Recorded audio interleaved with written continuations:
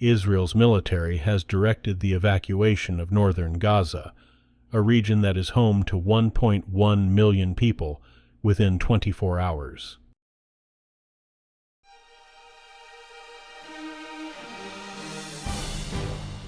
Today is Friday, October 13th, 2023, and this is the Dunkley Report. Israel's military has directed the evacuation of northern Gaza, a region that is home to 1.1 million people, within 24 hours. That's according to a UN spokesman.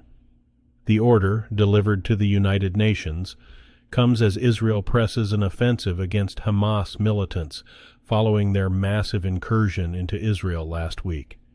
UN spokesman Stéphane Dujarric called the order impossible without devastating humanitarian consequences.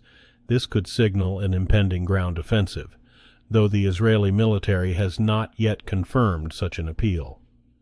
On Thursday, it said that while it was preparing, a decision has not yet been made. President Joe Biden has spent decades as a stalwart supporter of Israel, a connection rooted in long-ago dinner-table conversations with his father about the Holocaust.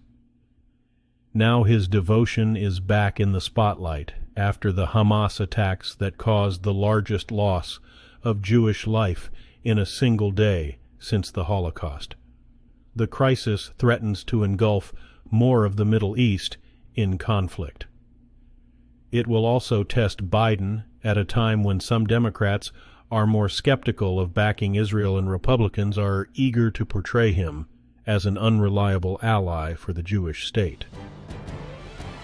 The U.S. and Qatar have reached an agreement that the Qataris will not act on any request from Tehran for the time being to access $6 billion in Iranian funds that were unblocked as part of a prisoner swap last month.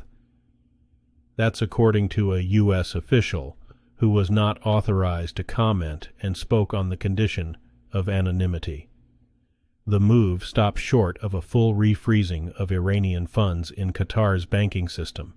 It follows the deadly attacks by Hamas on Israel and continued Republican criticism of the Biden administration's deal with Iran, in which $6 billion was unfrozen in exchange for the release of 5 detained Americans. The acting Social Security Commissioner says a 3.2% increase in benefits next year will help millions of people keep up with expenses. The increase announced Thursday is far less than this year's historic boost and reflects moderating consumer prices. The Social Security Administration says the average recipient will get more than $50 more per month. The AARP estimates $59 per month. About 71 million people, including retirees, disabled people, and children, receive Social Security benefits. This year's cost of living adjustment was 8.7%, triggered by record-high inflation, pushing up cost of consumer goods.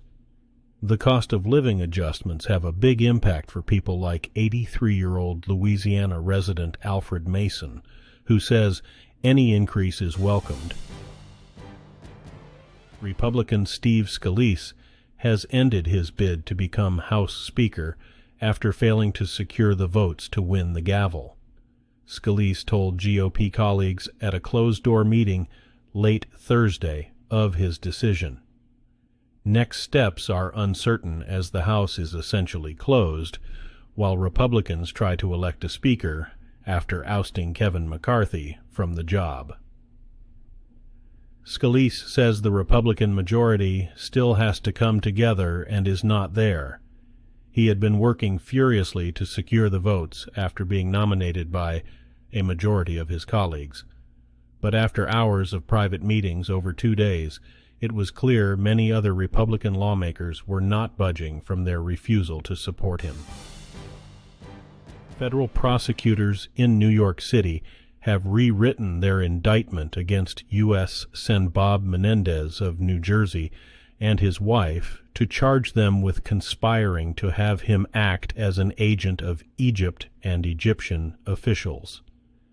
The superseding indictment filed in Manhattan federal court Thursday accuses Menendez of violating the Foreign Agents Registration Act.